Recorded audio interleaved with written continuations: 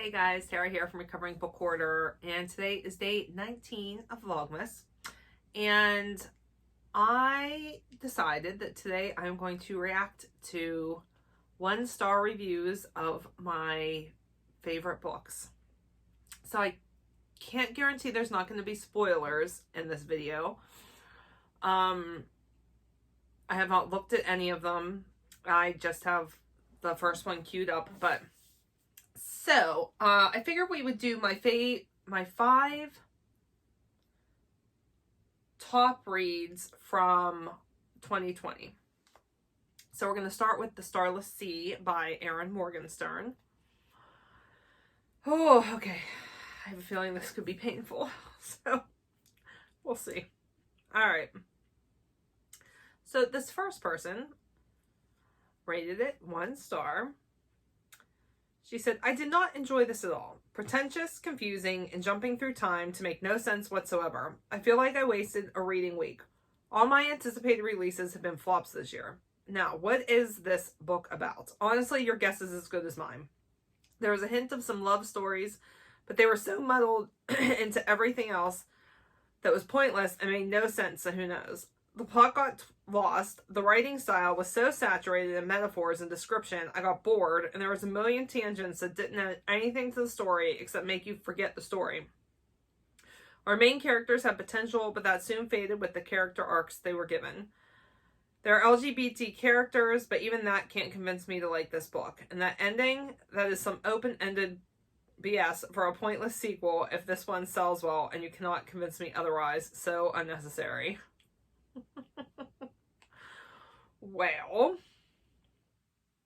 first of all, I think it's pretty clear what the book is about. There is a lot of jumping around, but it works for the story and it's necessary in the story. I loved the characters. As far as the descriptions in this book are what does it for me. It's just so magical. It's so beautiful. Like, I don't know how you cannot think that this book is beautiful. I don't know how you get bored.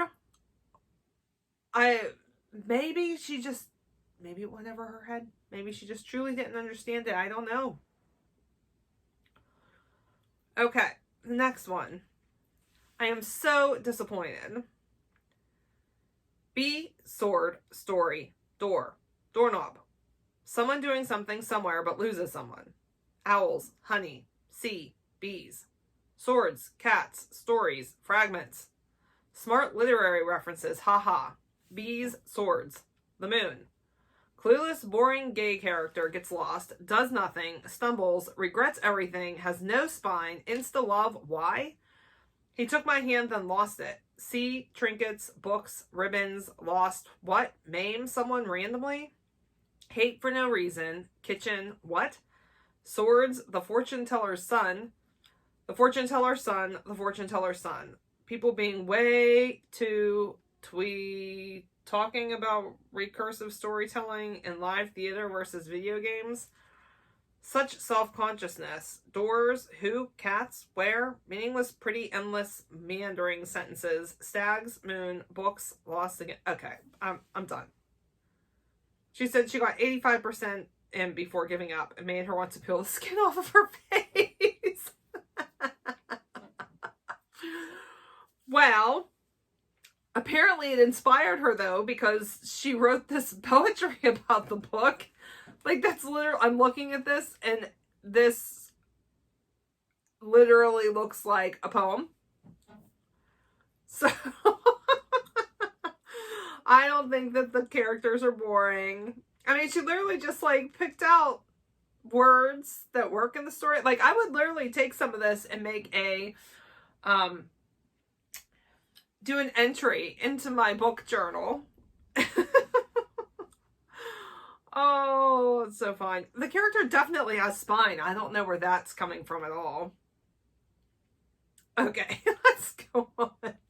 I gotta say, it made me want to peel the skin off my face. That's funny. Okay. We'll just do one more. Ronnie Reagan. The most boring person on earth is recruited into a masochistic secret society of librarians. One of the many tests one takes to become a member is to guard a book for a few minutes. To pass this test, you have to watch the book until somebody comes to pick it up and then say, "Hey, please leave that book alone. Somebody else has their eye on it." Eventually, some folks pass all the tests and are asked whether or not they're ready to die for all this librarianism. If you agree and accept, they give you a tattoo and cripple you. If you decline, they jam a tattoo needle into your heart and kill you.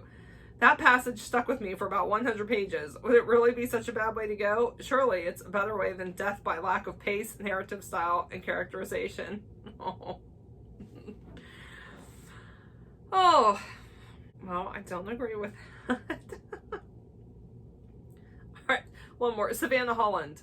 DNF at 203. You're not my real mama. You can't make me read this. I don't know. Okay. I love this book. I love it so much. Like I said, it's beautiful. It's magical. I've listened to it.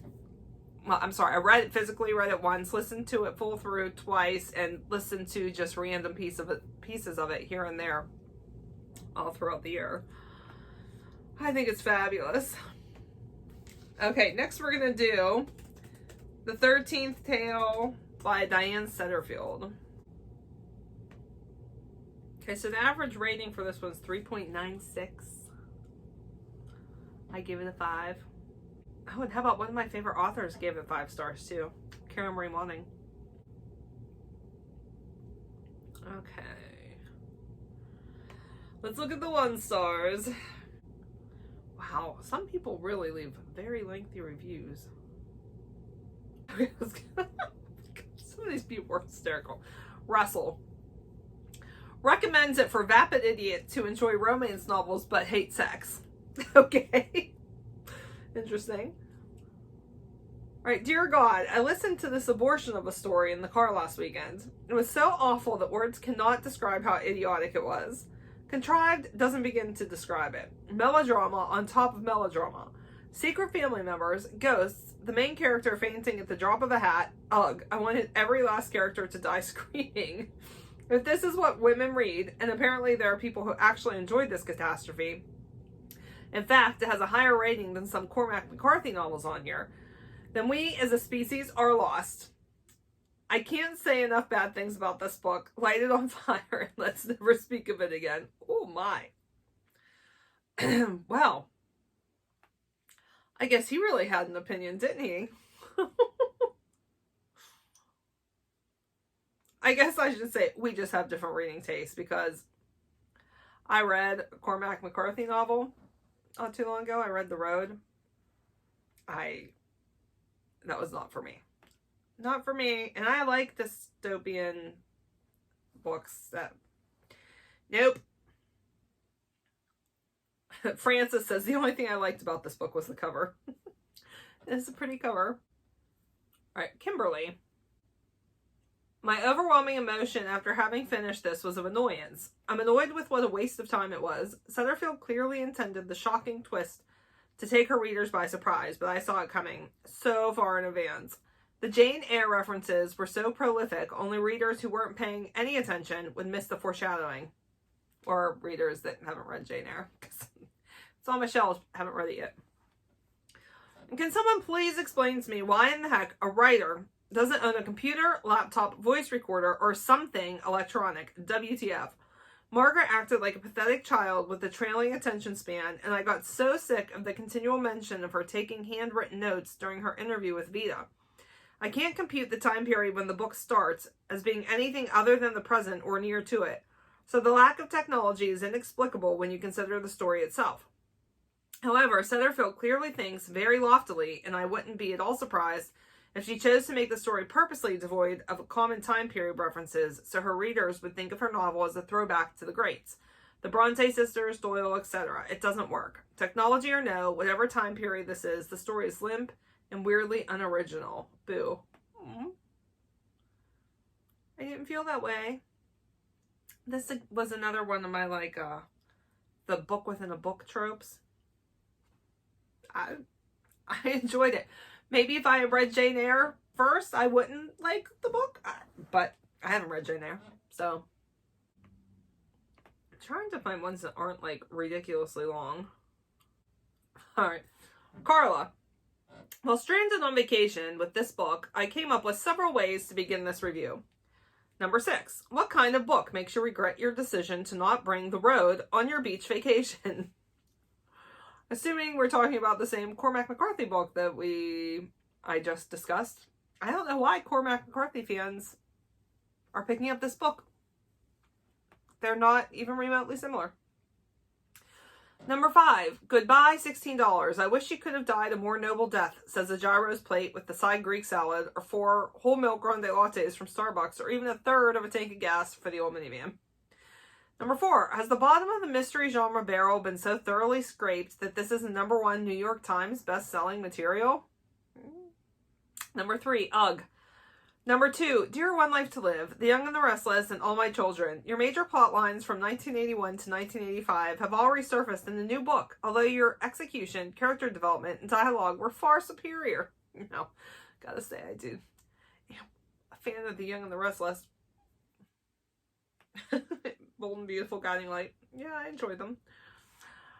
Number 1, one of the worst books I've read in a very long time, maybe ever. And as I am a slow reader, I was spared the mercy of brevity. It was death by 1,000 hackneyed, cringe-worthy blows. Eek. Jeez, oh Pete's.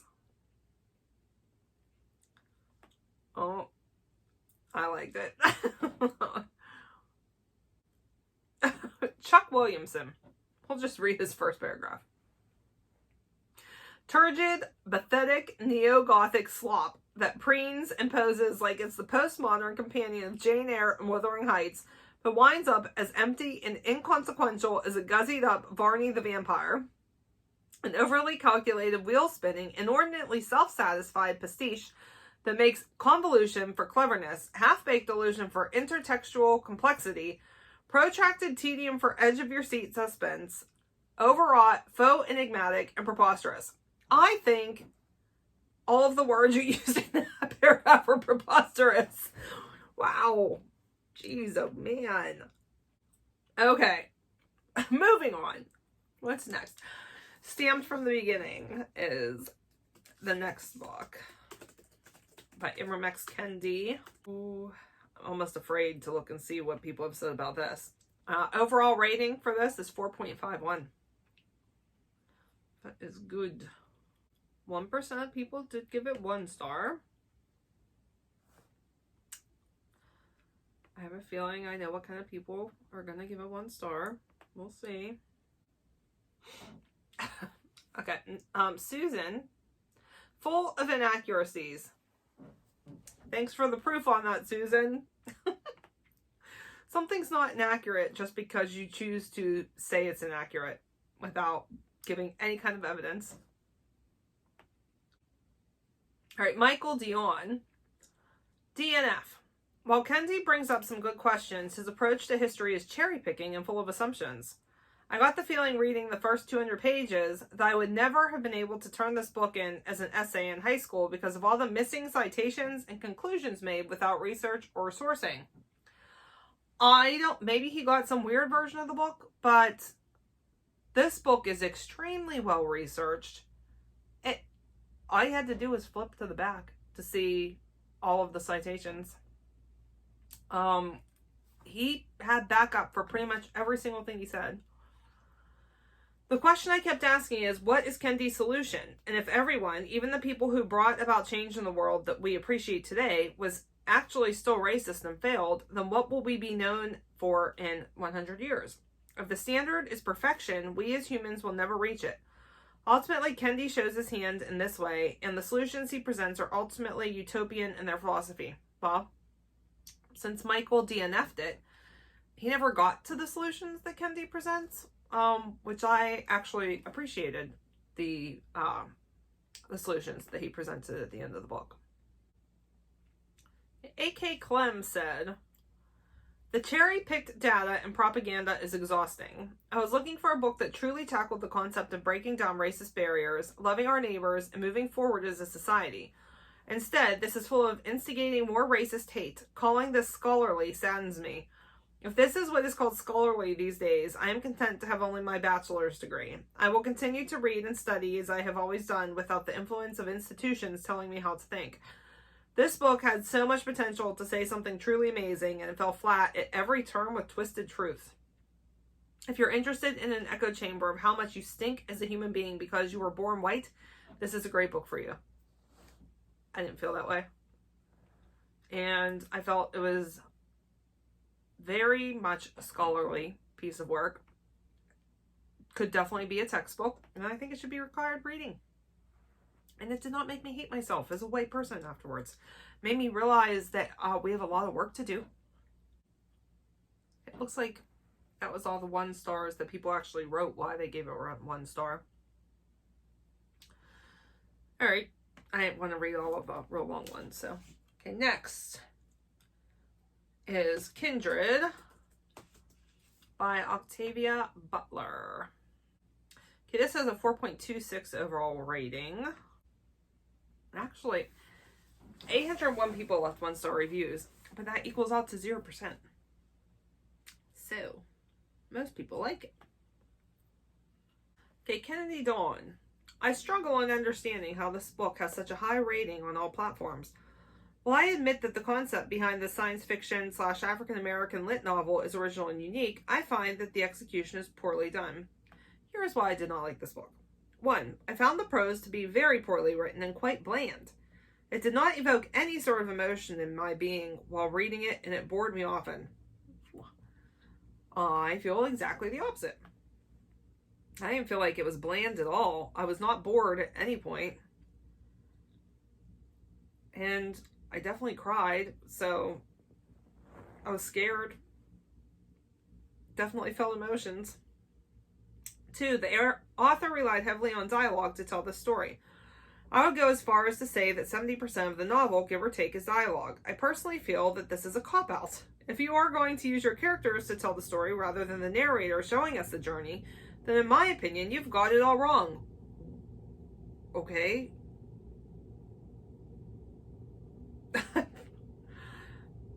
That is legitimately a way that people tell stories, is through character dialogue.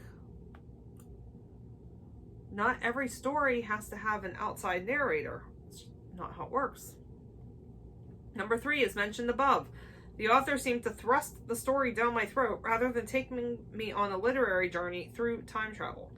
Now, I will say that there is not really like any kind of explanation as to how the time traveling's happening. So if you're looking for like a scientific reason for it, the story does lack in that area, but I was okay with that. I was okay with just accepting that time travel's happening for no apparent reason.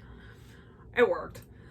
Number 4, the characters are all a little too accepting of this time traveling. No, they're not. If this ever happened, a psych ward would definitely be involved. Also, the characters Dana visits back in time would certainly be a lot more afraid of a time traveler than they are. They have never been exposed to science fiction, and I doubt they sit around their candles and talk about the theory of time traveling. I am surprised torches and pitchforks were never drawn on Dana. I didn't feel like the time traveling was accepted. People didn't believe her. But you have to remember, too, that, I mean, there was a lot of superstition that took place at that point, and she had some proof, too. I don't know, it's not like she went around and broadcasted that she was a time traveler. Number 5, every character has an annoying sense of apathy surrounding them. They don't care about anything, or if they do, it is a very dulled emotion that just makes me yawn. I didn't get that sense at all. 6, I hate every character, which is fine, but I wish that one character could be more relatable. Not every character needs to be likable, as Roxanne Gay has written about in Bad Feminist essay book, but every character is awful. Dana is a know-it-all who really doesn't seem to care about the hardships her ancestors have gone through. Kevin doesn't even try to understand what it must have been like for Dana to be thrown back in time, and after she has been beaten, he accuses her of having sexual affairs with her great 4 times grandfather. Rufus just sucks. You think you might like him, and then you just don't. The only characters that are relatively okay are the secondary characters. Listen, I've read books where I hated every single character. There's not one redeeming character. This is not one of those books. And Mike says, incredibly boring in every way imaginable. I did sometimes enjoy hating it though, so 2 stars for that. Jeez. Okay, this is from Unplugged. Well, this will be our last one. Oh boy, where to start? Oh, so he DNF'd it at 65%. Without giving away too many spoilers, I hate the main character who is basically completely fine with slavery and rape. Not the case at all. The only person more clueless than her is possibly her white husband, who is a huge idiot when it comes to racial issues, despite marrying a black woman in the 70s. Him being a dipshit in 1815, they beat their slaves? I was planning on skipping over the rest to see if she gets better or starts to care about what she's seeing around her, but every time I skipped forward, she was more concerned with the health and well-being of her rapist, slave-owning great-grandpa than she was about anything else. Her being a dipshit to her great-grandfather. Did you rape that girl? Well, let me get you cleaned up. That is not... that is not how it went. And maybe because he was just flipping forward, he missed a lot of stuff in between. I don't know. There is zero likable things that are allowing me to continue reading this book. Also, the end is at the beginning, sort of like a prologue, so I already know how it ends. So, whatever. Dropping this, going to pick up something with more empathetic cast. Okay. I think you read it wrong, the book wrong. I don't know what to say. Okay, the last one we're going to do is Julie by Catherine Marshall. This one has a 3.98 overall. 1% of people gave it 1 star. Okay, Frenchie.